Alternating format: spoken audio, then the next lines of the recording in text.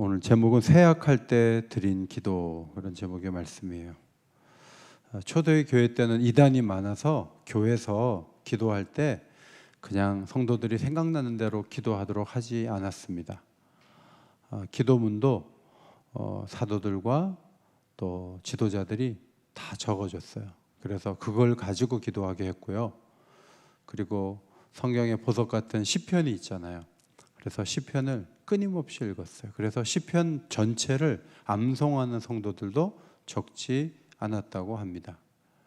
시편에는 참회시가 5개가 있는데 그 중에 세 번째 시가 오늘 우리가 읽은 102편이에요. 겉으로 보면 이 시인이 몸이 아픈 사람 같아요. 자기가 아픈 걸 막 고백을 하다가 갑자기 시온에 대한 소망을 고백하고 시온의 회복을 위해 기도하다가 또 자기 몸이 아픈 걸 또 얘기해요. 내가 이러다가 오래 못 살겠어요. 뭐 이런 말도 해요. 그러다가 하나님 나라의 영원한 큰 소망을 고백하는 아름다운 기도문이라고 볼 수가 있습니다. 3절에 보면 내 날과 내 뼈가 나오고 4절에 내 마음과 내 식사, 그 다음에 5절에 내 탄식 소리와 내 살, 이런 표현이 있어요. 이 시인은 열병이 좀 있는 것 같고 식욕이 별로 없고 체중이 감소되고 외롭고 불면의 상태에 빠져 있다는 것을 이 시를 보면 알 수 있습니다. 그래서 신체적으로 정신적으로 많이 쇠약해져 있는 모습입니다. 원수의 비방과 공격이 도를 넘었어요. 그래서 시인은 자신을 외로운 참새 같고 기울어지는 그림자 같으며 시드는 풀 같다, 그렇게 고백을 했어요. 11절까지는 몸이 아프니까 저 몸 좀 고쳐주세요, 그렇게 나올 것 같았는데 갑자기 12절에서 시인의 어조가 확 바뀌었어요. 자, 12절을 앞에 보시고 읽겠습니다. 시작. 여호와여, 주는 영원히 계시고 주에 대한 기억은 대대에 이르리이다. 시인이 초라해지고 병든 상황이라 해서 하나님도 아프고 치료를 받으셔야 될 분이 되는 건 아니죠. 시인이 아프고 힘들지만 하나님은 그 자리에 영원히 계신 분이에요. 존귀와 영광과 위엄을 가지고 그 자리에 영원히 계신 분이에요. 주에 대한 기억은 대대에 이르리어다. 과거에 놀라우신 일들을 이루신 그 하나님을 그 다음 세대가 기억하고 그들의 후손이 또 기억하고, 그런데 하나님에 대한 기억이 옛날에는 그랬었대 이렇게 기억되는 게 아니고 옛날에 기억했던 그 기억을 오늘도 그대로 기억하는 그 기억의 주체로서 하나님이 계시다는 것을 고백하는 것을 보게 돼요. 우리는 가끔 우리가 초라해지면 하나님도 꺾이는 것처럼 생각할 때가 많아요. 그러나 오늘 시인에게 배울 수 있는 것은 자기가 아프고 잠을 못 자고 많이 나와요. 그러다가 갑자기 12절이 등장하는 거예요. 여호와여, 주는 영원히 계시고 주에 대한 기억은 대대에 이르리이다. 하나님에 대한 위상이 꺾이지 않는 거예요. 갑자기 하나님 얘기하는데 얼굴이 밝아지고 환해지는 것이죠. 우리가 기도를 하다가 숨 고르기를 할 필요가 있는데 우리 아프고 힘든 얘기를 좀 하다가 하나님이 누구신가를 고백하는 게 매우 중요해요. 하나님은 영원히 계신 분이에요. 어제 의지할 만했는데 오늘은 의지하지 못할 인생들이 많잖아요. 경찰서 서장을 안다 그래서 내가 어려운 일 있을 때 경찰서 좀 가서 도움 받아야지 했는데 서장 퇴직했어요. 그럼 무슨 도움 받아요? 사람은 영원하지가 않아요. 대단한 사람도 권한과 모든 것들이 다 사라져요. 그런데 하나님은 그 자리에 영원히 계신 분이라고 갑자기 고백을 하는 거예요. 영원히 계시니까 내 병 좀 고쳐줘요, 이렇게 나올 것 같은데 지금 그 얘기를 하려고 하는 게 아니죠. 기도의 전환, 시선이 자신에게서 하나님께로 옮겨가는 것, 매우 중요해요. 휴가 갈 때 휴가 안 가고 집에서, 집이 방콕이다 그래서 나는 태국 갔다 왔다, 집에서 방콕 하면서 집에 한 달 동안 쉬고 와봐요. 하나도 못 쉬었다 그래요. 왜 그래요? 보는 게 늘 똑같은데 어떻게 쉬어요? 늘 그 모습, 그 냉장고, 그 마루, 그 천장 맨날 보는데 거기서 아무것도 안 한다 그래서 쉴 것 같아요? 시선이 얼마나 중요한데. 어딘가 가서 처음 보는 산을 보고 처음 보는 하늘을 보고. 미국에 가니까요, 달도 엄청 커요. 라스베가스를 한번 갔는데 달이 태양보다 더 크더라고요. 야, 우리나라에서 이렇게 달이 안 큰데 여기는 저녁에 달이 이렇게 크네. 막 까마귀가 막 우리나라 까마귀 한 5배 되는 까마귀가 있더라고요. 그런 것들이 옆에서 왔다 갔다 해요. 그러니까 이제 시로 가가지고 완전히 새로운 세상을 보는 거예요. 그러면 쉼이 되죠. 기도도 마찬가지예요. 계속 자기의 아프고 자기가 어디가 아프고 막 하나하나 막 여러 과를 돌아다니듯이 그냥 하나님께 이과 저과 다 하려면서 뭐 하나라도 좀 해보세요. 제가 이렇게 얘기하는데 하나님 뭐 하세요? 하고 계속 병만 머릿속에 도는 게 아니에요. 오늘 시인은 갑자기 시선을 하나님께로 옮기는 거예요. 우리도 기도할 때 그럴 필요가 있다는 거예요. 이것도 해주세요, 저것도 해주세요. 그것만 하지 않고 중간에 여호와여, 주는 영원히 계시고 주에 대한 기억은 대대에 이르리라. 네. 이 기도가 중간에 우리도 똑같이 하면 돼요. 초대교회 성도들은 이게 기도문이었어요. 우리는 뭐 창작해서 우리가 다 하고 있지만 시편을 인용해서 기도하는 것이 얼마나 귀하고 좋은 방법인지 몰라요. 13절에서 주께서 일어나사 시온을 긍휼히 여기시리니 지금은 그에게 은혜를 베푸실 때라 정한 기한이 다가오미니이다. 지금 성전이 파괴되어 있어요. 시온이 무너져 있어요. 병든 몸을 고쳐달라는 것이 아니고 예루살렘을 불쌍히 여겨주셔서 주님이 지금 은혜를 베푸실 때고 정한 기한이 다가오니까 주님이 이제 도와주셔야 돼요. 이렇게 얘기하는 거예요. 이렇게 기도하는 거예요. 주님을 보고 일어나라 그랬어요. 성경에는 일어나라는 시가 많죠. 시편 3편에 보니까 여호와여 일어나소서 나의 하나님이여 나를 구원하소서.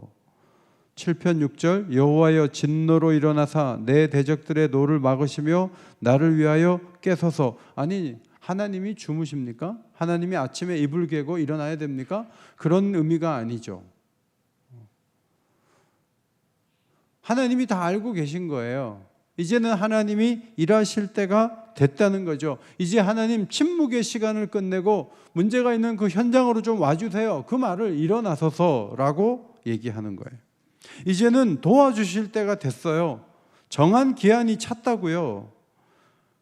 하나님이 외면하시는 것 같은 긴 시간은 미워서가 아니라 때가 되지 않아서 하나님이 정한 기한이 되려면 오려고 그날을 하나님도 기다리고 계신 것이죠. 이제는 그날이 됐으니까 와서 좀 도와주세요. 이렇게 기도하는 거예요. 우리가 북한을 위해서 오늘도 기도했지만 하나님께 이렇게 기도하세요. 하나님, 은혜 베푸실 때가 됐어요. 정한 기한이 다가왔어요. 하나님이 북한을 열어주셔야 되겠어요. 저는 그날을 기다리고 있어요. 그 때를 하나님이 정하지 않습니까? 하나님이 오셔서 북한을 열어주세요.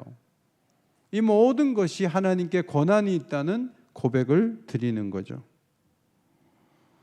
시인은 시온이 무너졌지만 시온을 회복시켜 주겠다는 선지자들의 많은 예언들을 알고 있는 사람이에요.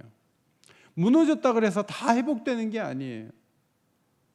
성지순례를 가면 옛날에 그 도시였던 데가 그때도 아마 지진 때문에 그랬을 거예요. 아니면 전쟁 때문에 다 파괴돼 가지고 정말 돌 하나도 돌 위에 남지 않는 듯이 무너져 가지고 처참하게 빈터가 되어 있는 도시들이 굉장히 많아요. 모든 도시가 회복이 되느냐? 그렇지 않아요. 어떤 도시는 사람들이 거기서 포크레인도 없던 시대에 기둥 파내고 바닥 파내고 다시 하느니 딴 데 가서 도시를 세우는 게 돈이 덜 들어요. 그래서 그냥 폐허로 두고 딴 데로 간 데도 많아요.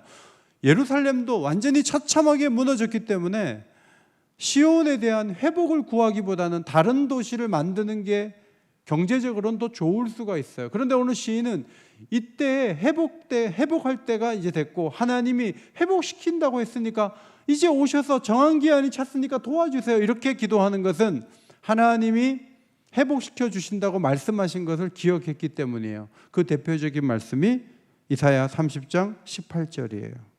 같이 한번 읽겠습니다. 시작. 그러나 여호와께서 기다리시나니 이는 너희에게 은혜를 베풀려 하시며 일어나시리니 너희를 긍휼히 여기려 하심이라. 대저 여호와는 정의의 하나님이심이라. 그를 기다리는 자마다 복이 있도다. 하나님이 먼저 기다린대요. 사람들이 하나님 올 때를 기다리고 있는데 하나님도 기다린대요. 왜? 은혜 베풀어 주려고, 불쌍해서 회복시켜 주려고. 하나님도 기다리신대요. 우리가 하나님의 나를 기다리고 하나님의 오심을 기다리면 하나님은 야, 나를 기다리는 사람이 너무 많아, 너희는 너희가 알아서 해. 하나님은 그러지 않으세요. 여호와를 기다리는 자마다 복이 있도다. 여호와를 기다리십니까? 복이 있는 사람들이에요. 오늘 우리가 하나님을 기다리는 거죠. 우리가 아뢰면서 하나님을 기다리는 거예요. 하나님이 개입해 주셔야 돼요. 하나님이 도와주시면 돼요.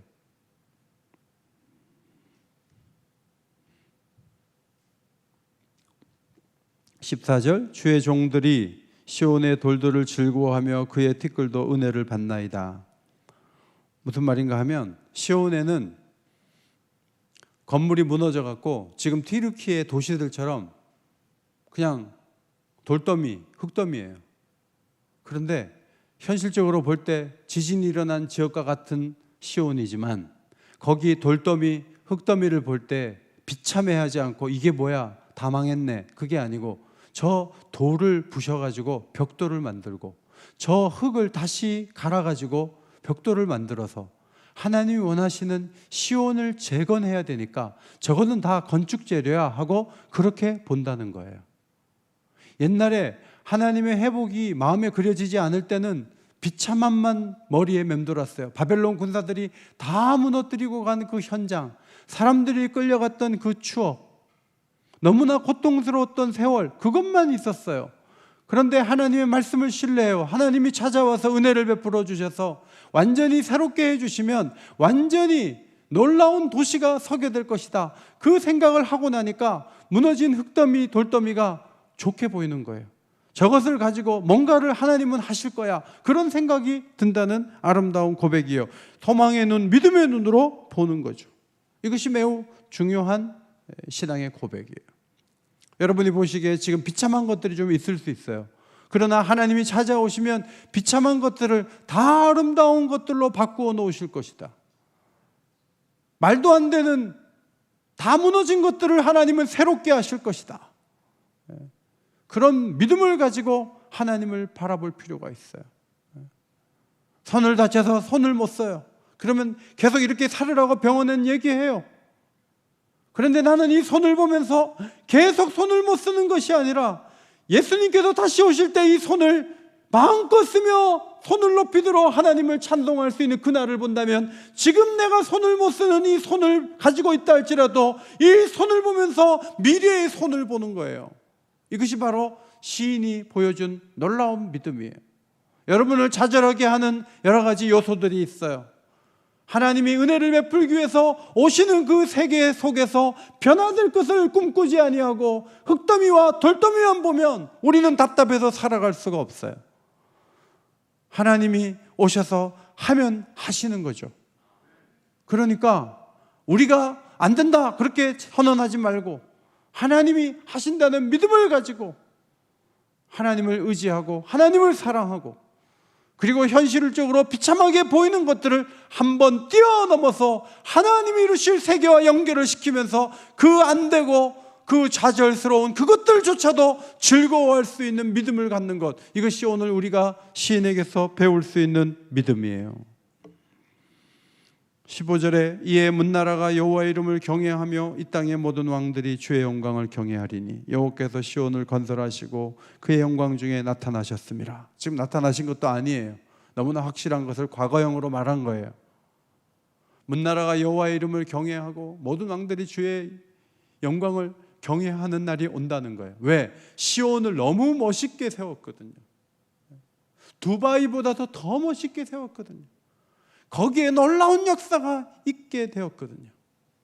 하나님의 영광 중에 나타나신 그 모습을 보면서 많은 왕들이 우리도 하나님의 도움을 받으면 좋겠다 하고 하나님께로 돌아와 하나님을 찬양하는 놀라운 미래를 시인은 보고 있는 거예요. 얼마나 믿음이 좋은지 몰라요. 여러분, 많은 왕들이 이스라엘 역사를 보면 예루살렘에 와서 막 침을 흘리면서 감탄하고 돌아가면서 막 좋은 것들을 가지고 오고, 어떻게 이렇게 잘 살게 됐냐고 사절단이 줄줄이 이어서 오고, 막 그런 시대가 있었어요. 그 시대가 솔로몬 시대예요. 열왕기상 10장에 보면 솔로몬 왕의 재산과 지혜가 세상의 그 어느 왕보다 큰지라.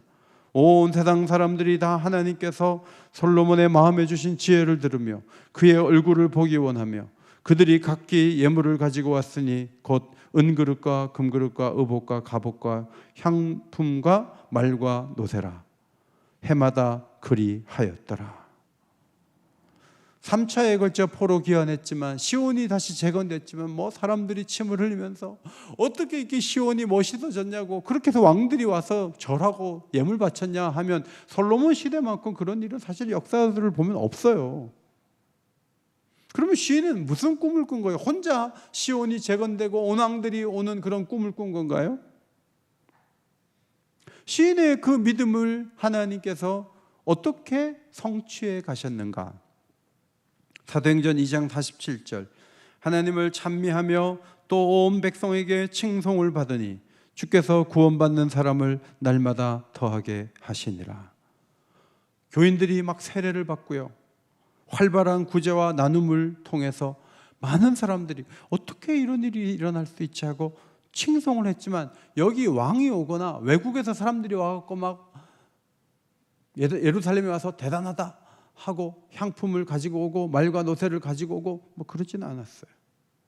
그러나 우린 요한계시록에 가면 그 시인의 꿈이 성취된 것을 봐요. 각 나라와 족속과 백성과 방언에서 아무도 능히 셀 수 없는 큰 무리가 나와 흰옷을 입고 손에 종려가지를 들고 보좌과 어린이 앞에 서서 구원하심이 여호와 하나님께 있도다 하는 찬양을 드리는 미래의 놀라운 세계, 바로 이것이 시인이 시온의 재건과 함께 온 나라가 하나님을 높이고 영광을 올려드리는 그 미래에 대한 성취라고 볼 수가 있어요. 하나님은 은혜 베푸실 때 와서 하나님 자기 계획을 성취하시는 것이죠. 그런데 시인은 17절부터는 그 하나님의 성취가 하나님이 계획이 돼서 시간이 돼서 지금 맨날 몇 시 몇 초니까 지금이다 하고 내려가서 무조건 세워주는 게 아니라는 거죠. 이것은 동시에 기도의 응답이다 하는 것을 17절에서 보여주고 있어요. 17절 같이 읽어요. 시작. 여호와께서 빈궁한 자의 기도를 들으시고 그들의 기도를 멸시하지 아니하셨도다. 시온이 재건이 되고 온 왕들이 와서 시온을 높이고 하나님께 영광을 올려드리는 이런 놀라운 변화가 일어난 것은 빈궁한 자들이 계속 가난하고 어렵지만 그 빈궁한 중에 기도하고 또 기도함으로 하나님이 그들의 기도를 멸시하지 않은 결과다라고 시인은 고백을 하고 있어요. 그러니까 하나님의 역사의 양면이에요. 하나는 은혜의 때가 됐을 때 하나님이 개입해서 시온이 재건되는 것이지만, 또 하나는 끊임없이 포로로 잡혀가서 기도하고 또 기도했을 때 하나님이 자기 백성을 버리지 아니하고 찾아오셔서 시온을 재건해 주셨다고 고백을 하는 거예요. 시온의 재건은 헐벗은 자의 기도의 응답이에요. 우리나라에 외국인들 와가지고 자기가 할 말 다 할 수 있나요? 못하죠. 경찰서 가서 민원 넣으려 그랬는데 고소증 가지고 가서 해요? 외국인이 웬만한 문제면 말도 못해요. 왜냐하면 주민등록번호도 없는데. 세상은 뭔가 가지고 있고 할 수 있는 사람들은 자기 말을 하면 그게 세상이 통해요. 그리고 변호사도 한 명 못 사고 그냥 법정인 것을 진행하면 자기가 뭘 알아요? 그냥 법정에 가서 그냥 지는 거예요. 세상은 그래요. 그러나 하나님은 헐벗고 가난하고 힘들고 그런 사람의 기도를 들어주세요. 하나님은 좋으신 분이세요. 여러분이 뭐 교회에서 누가 알아주고 칭찬해주고 인정해주고 그런 자리에 있지 않는다 할지라도 조용히 와서 자신의 마음을 토하고 하나님 앞에 기도하면, 그냥 외식으로 기도하는 사람들 100명보다도 하나님은 그 기도를 더 크게 들으시고 기쁘게 들으시는 거죠. 한나가 여자예요. 그런데 무시를 당하고 있었어요. 하나님 앞에 계속 이 소외된 여성이 기도했어요. 근데 하나님께서 그 기도에 응답해 주셨어요. 그 기도 응답을 받고 한나가 노래하고 찬송했죠. 그 기도가 사무엘상 2장에 나오죠. 풍족하던 자들은 양식을 위하여 품을 팔고 줄이던 자들은 다시 줄이지 아니하도다. 가난한 자를 진토에서 일으키시며 빈궁한 자를 거름더미에서 올리사 귀족들과 함께 앉게 하시며 영광의 자리를 차지하게 하시는도다. 이 시를 적었고 이 시를 적은 자의 아들이 사무엘이에요. 그래서 온 세상을 이끌어가는 리더가 된 거예요. 신명기 27장에 객이나 고아나 과부의 송사를 억울하게 하는 자는 저주를 받을 것이라. 이 말은 나는 객이나 고아나 과부의 송사를 잘 듣거든, 그런 말이에요. 하나님은 가난하고 어려운 사람들 하나님 도와주세요. 입양을 해서 가난하고 어렵게 월세를 내며 사는 형제를 하나 만났는데 그 형제가 교회는 잘 안 나와요. 근데 그 형제가 이렇게 얘기했어요. 목사님, 제가 꼭 필요할 때 뭔가 채워지는데 그거 하나님이 한 것 같아요. 그렇게 얘기하더라고요. 입양 때문에 막 그냥 계속 마음에 고통이 있어요. 하나님에 대해서도 잘 모르겠어요. 근데 그 학생이 기본도 안 하고 있잖아요, 지금. 근데 하나님은 그냥 그 월세 내는 것도 신경을 쓰신다는 거죠. 필요하게, 이상하게 채워져요. 그래서 제가 그 하나님이 하신 거야. 네가 주일 예배도 잘 안 나오지만 하나님 너 보고 계시고 그래서 채워주시는 거야. 그러니까 빨리 교회 와. 내가 그랬는데. 우리는 기본이나 하는 사람을 도와주려고 그래요. 그러나 하나님은 객과 고아와 가부의 그 아픈 마음, 그 가난함, 그걸 다 아세요. 그리고 도와주세요. 그리고 사람들 중에 그런 사람들을 억울하게 하면 저주를 내린다 그랬어요. 완전히 그들 편이 되기로 작심하신 거예요.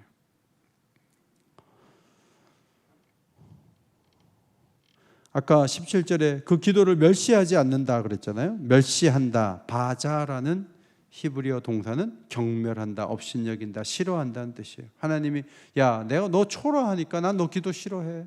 난 너 기도 업신여길 거야. 그런 분 아니라는 거예요. 하나님은 가난한 자의 기도를 귀하게 들으세요. 그래, 그거 원하냐? 알았어. 기억해 둘게. 가장 좋은 때 줄게. 하나님이 그렇게 하시는 분이라는 거죠. 시인은 18절에서 이 일이 장래 세대를 위하여 기록되리니 창조함을 받을 백성이 여호와를 찬양하리로다 그랬어요. 아까는 기억된다는 말을 썼어요. 12절에서 주에 대한 기억이 대대에 있다 그랬는데 18절에 와서는 기록된다 그랬어요. 누구를 위하여? 앞으로 시온에서 하나님 백성이 될 사람들, 장래 세대를 위하여. 그 사람이 누구예요? 창조함을 받을 백성을 말하는 거예요. 기억에 있는 것도 중요하지만, 기억에서 기억으로 넘어가는 것도 중요하지만 기록이 더 중요한 거예요. 기록은 대단한 거예요. 그러니까 책은 대단한 거예요. 정기를 한번 읽어낸 거하고 10분 만나는 거하고 누가 더 많이 알까요? 일대기를 읽는 게 훨씬 많이 알아요. 직접 만난 건 아니지만 그분에 대한 기록을 신뢰를 가지고 받아들이다 보면 그분을 더 깊이 만날 수 있는 길이 열리는 거죠. 시온을 회복시켜 주신 하나님에 대한 기록을 사람들이 똑똑히 보라는 거예요. 그리고 하나님이 어떤 분이신가를 분명히 보면 그것을 보는 앞으로 새롭게 창조함을 받을 백성, 그들이 여호와를 찬양하는 미래에 대해서 마음을 열고 시인은 미래를 그리고 있는 거예요. 대단한 사람이에요. 19절로 21절은 하나님은 높은 성소에 계시지만 하늘에서 땅을 살펴보신다는 거예요. 그분은 땅에서 일어나는 일에 관심을 갖고 계세요. 땅에 관심을 갖는 이유는 두 가지예요. 갇힌 자의 탄식을 듣기 위하여. 따라합시다. 갇힌 자의 탄식을 듣기 위하여. 죽이기로 정한 자를 해방하도록 하기 위하여. 관심이 너무나 다급하고 어려운 사람들을 도와주려고 하늘에서 하나님이 그냥 편안하게 계신 것이 아니라 땅을 자꾸 살펴보는 거예요. 땅에는 그런 일이 많이 있거든요. 갇힌 자의 탄식. 내일이면 죽을 뻔한 사람들이 있어요. 그 사람들을 건져주려고. 베드로는 실제로 하루만 더 있었으면 사형이에요. 그런데 하나님이 사자를 보내서 건져주시잖아요. 왜 그렇게 건져주시느냐? 하나님을 찬송하도록 하기 위해서. 최종적인 목적은 하나님을 찬양하는 데 있는 거예요. 저는 여러분들의 기도가 다 응답되기를 소원합니다. 답답하고 힘든 일 좀 해결되면 좋겠어요. 그 다음에 해결된 다음에 손 털고 해결됐다 하고 기도도 안 하고 가만히 있으면 안 돼요. 그 다음 할 일이 있어요. 해결됐으니까 찬송해야 돼요. 하나님을 높여야 돼요. 노래하며 다녀야 돼요. 예배할 기회가 있으면 놓치지 말아야 돼요. 마음을 열어서 하나님을 높이고 찬양해야 돼요. 지난 수요일 날 어떤 분이 수요일 날 예약이 돼 있어갖고 병원 가야 되는데 아무리 생각해도 개강 예배인데 이 어르신이 월요일 날 다른 일로 병원을 갔다가 거기 찾아가갖고 제가 수요일 날 교회를 가야 되니까 오늘 좀 봐달라고 그래가지고 다 보고 수요일 날 교회로 오셨어요. 너무 귀한 거예요. 예배는 그렇게 하는 거예요. 다 하고 빼고 그날 하루 잡아갖고 교회 오는 게 아니에요. 예배는 다른 걸 뒤로 하고 예배를 앞세우고 노래하는 걸 먼저 앞세우고 식구들이 좀 모여갖고 찬송하는 게 부끄러워요? 부인하고 남편하고 찬송 한 장 부르는 게 부끄러워요? 시편을 같이 교독하자는 게 부끄러워요? 그거야 교회에서나 하는 거지.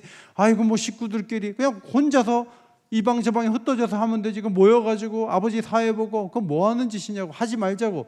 여러분 그게 얼마나 어떻게 보면 미숙한 거예요. 왜 우리를 구원하셨어요? 왜 우리를 자유케 하셨어요? 왜 우리를 억압에서 벗어나게 하셨어요? 찬송 받으시려고. 하나님을 높이시기를 바랍니다. 물론 곡 있는 찬송만 부른다고 전 모든 걸 하는 건 아니에요. 그러나 찬양은 굉장히 그 시이고 거기에 그 노래가 하나 나오기까지 얼마나 공을 들여갖고 찬송가에 집어넣은 건데 그거를 부르는 걸 작다 할 수 없어요. 기회만 되면 노래하고 찬송하고. 22절에 그때에 민족들과 나라들이 함께 모여 여호와를 섬기리로다. 유대인만 회복되는 게 꿈이 아니에요. 그가 바라보는 것은 민족과 나라들이에요. 시온은 그때 온 세계의 중심이 될 거예요. 문나라 백성이 몰려와서 주를 섬기게 될 것을 시인은 바라보았습니다. 여러분 구약 성경을 잘 보면 정말 유대인들이 나쁜 생각을 한 거예요. 구약 성경에 유대인만 구원받고 유대인만 율법 갖고 그거는 유대인 생각이고 구약 성경을 보면 하나님이 문나라 가운데 경배를 받을 것이라는 기록이 어마어마하게 많이 나와요. 우리가 잘 기억을 못하는 말씀이지만 스가랴 14장 16절이에요. 앞에 보시고 읽겠습니다. 시작. 예루살렘을 치러 왔던 이방 나라들 중에 남은 자가 해마다 올라와서 그 왕 만군의 여호와께 경배하며 초막절을 지킬 것이라. 공격하러 왔던 군인들 가운데 백성들 가운데 하나님께 와서 예배드릴 사람이 있게 된다는 예언이에요. 미가서 7장 12절도 읽겠습니다. 미가서 7장 12절 시작. 그날에는 아스루에서 애굽 성읍들에까지 애굽에서 강까지 이 바다에서 저 바다까지 이 산에서 저 산까지의 사람들이 내게로 돌아올 것이나 엄청난 사람들이 돌아온다는 거예요. 시온을 중심으로. 제가 단기 선교 자꾸 가라 하니까 지난주에 어떤 분이 바로 신청했어요. 목사님 얘기 듣고 보니까 진짜 이 나이 되도록 한 번도 못 갔으니까 빨리 신청하자 그래서 지난주에 신청했다 그러더라고요. 교회 생활 성실하게 하면 되지 무슨 단기 선교까지 가야 되냐고. 그러면 성경을 잘 모르시는 거예요. 하나님이 찬송을 받으시고자 하는 대상은 온 세계예요. 모든 민족이에요. 모든 민족에게 가봤어요? 다른 나라 한 번도 안 가고 국내에만 있는 게 그게 잘하는 거예요. 자기는 종록은 절대 안 벗어난대. 그거 잘하는 거예요? 서대문구도 갈 수 있고 은평구도 갈 수 있고 강남도 갈 수 있는 거지. 저는 부암동 저 언덕을 절대로 안 넘어가요. 잘하고 있어요. 부암동 언덕 뭐? 그 넘어가면 뭐요? 부암동 언덕 넘어가면 세검정인데 거기를 안 가요? 어느 경계선에 갇혀 사는 게 자랑이 아니에요. 오늘 시인은 자기 병 가지고 얘기하다가 시온을 말하다가 온 세계를 말하잖아요. 하나님이 이 사람이 병 때문에 기도하는데 꿈을 주시는 거예요. 기도의 초점은 병이에요. 원수의 공격이에요. 그런데 이 사람은 기도하다가 온 세계로 이 시야가 넓어지는 거예요. 대단한 사람이에요. 근데 23절에 가면 또 돌아가요. 그가 내 힘을 중도에 세약하게 하시며 내 날을 짧게 하셨도다. 그래서 저는 갸우뚱했어요. 이 사람이 또 왜 자기 몸 가지고 얘기하나 그랬어요. 몸 하나 제대로 제가 움직이지를 못하네요. 그러면서 주님의 도움 없이는 얼마 못 살 것 같습니다. 이제 그런 얘기도 해요. 그런데 거기서 끝나지 않고 땅도 하늘도 다 주의 것이라고 하고요. 그 다음에 아주 유명한 시라고 저는 보는데 26절, 27절을 기록했어요. 자, 26절, 27절 읽겠습니다. 시작. 천지는 없어지려니와 주는 영존하시겠고 그것들은 옷같이 낡으리니 의복같이 바꾸시면 바꾸려니와 주는 한결같으시고 주의 연대는 무궁하리이다. 제가 지금 입고 있는 양복은 제 양복 중에 제일 마음에 드는 양복이에요. 이 양복은 10만 원에 샀어요. 그런데 기지가 이태리 거예요. 아주 싸게 산 거예요. 그런데 아무리 입어도 낡아지지가 않아요. 그리고 지루하지도 않아요. 그러나 분명한 것은 10년 뒤에는 못 입어요. 제가 자주 입기는 하지만 이것을 막 10년, 100년 입을 수 없어요. 의복같이 바뀌어져요. 뭐가? 그것들이 뭐예요? 천지예요. 하늘도 바뀌고 땅도 바뀌어요. 늘 저 산이 저기 있는데 땅이 어떻게 바뀌어요? 그런데 긴 세월 속에서 하나님 역사가 일어나면, 지진이 한번 일어나면 땅도 바뀌어요. 하늘도 바뀌어요. 그래서 앞으로 새 하늘과 새 땅이 있는 거예요. 새 하늘과 새 땅을 강조하는 이유는 하나님은 한결같다는 것을 강조하기 위해 그래요. 하나님은 옛날에는 그렇게 가난한 사람들 많이 도와주고 하다가 시간이 지나니까 그냥 있는 사람들 편에 붙어가지고 왕들 좋아하시고 영빈관에서 외국 인사들만 접대하시고 가난한 사람들은 밥 한 끼 주는 걸 아까워하시고, 하나님이 그런 분으로 변화되는 것이 아니라 주는 한결같으시고. 자, 내가 몸이 아파요. 내가 힘들어요. 근데 잘 생각해 보면 하나님도 힘드냐고요? 하나님이 기준이 바뀌었냐고요? 아니요. 주는 한결같으시고 나는 중년을 넘기지 못할 것 같은 위기감을 갖고 있어요. 그러나 주의 연대는 무궁하리이다.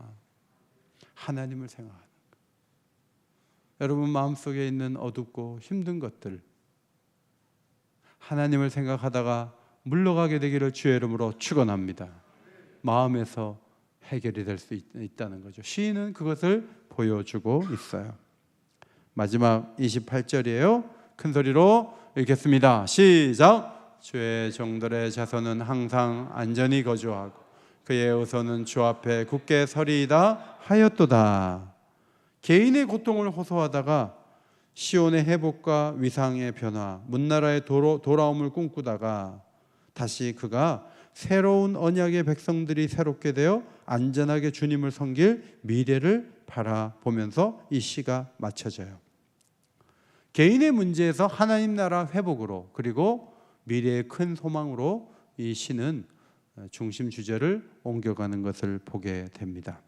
저는 이 시가 굉장히 오늘 오후에 제 마음에 큰 은혜가 되었어요.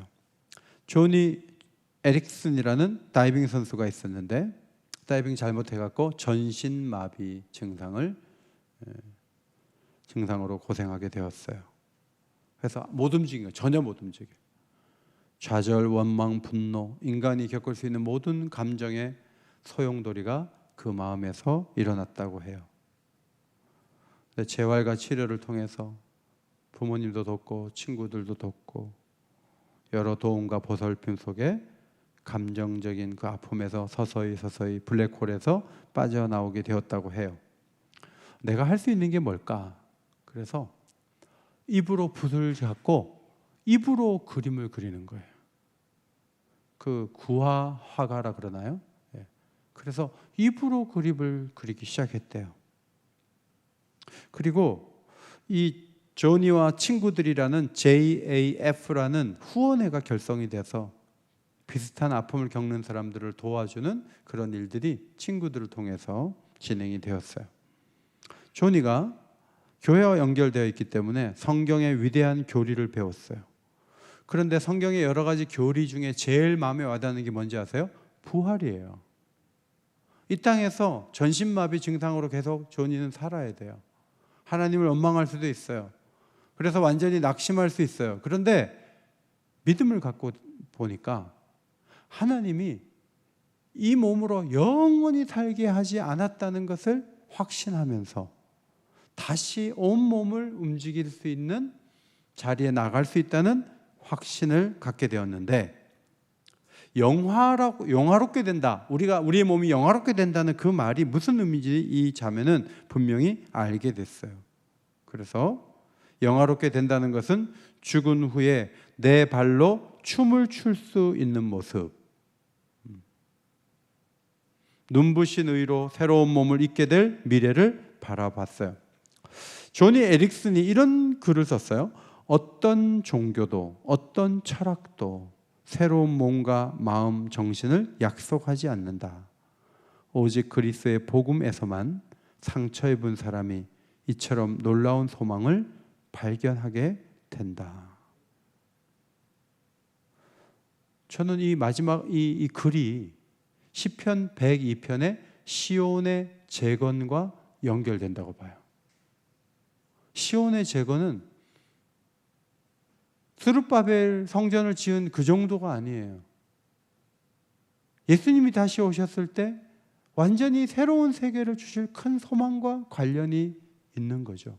그렇지 않으면 그냥 헛된 꿈을 꾼 것에 불과해요. 우리도 몸이 아프죠. 마음도 아프고.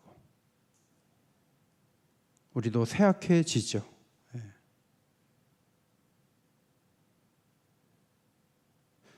97세가 되면 여기 나와서 예배드리기 힘들어요. 97세가 되면 자기 힘으로 화장실 가기도 어려워요. 대부분 그래요. 김영석 교수님만 빼고. 나머지 분들은 움직이기가 힘들어져요. 우린 다 쇠약해져요. 그러나 몸의 아픔을 가지고 기도하다가 몸의 아픔에만 집중하지 말고 주는 영원하십니다. 주에 대한 기억은 대대에 이를 것입니다. 주께서 시온을 회복하실 그 기억, 그 기록이 앞으로 창조될 백성들에게 읽혀질 것입니다.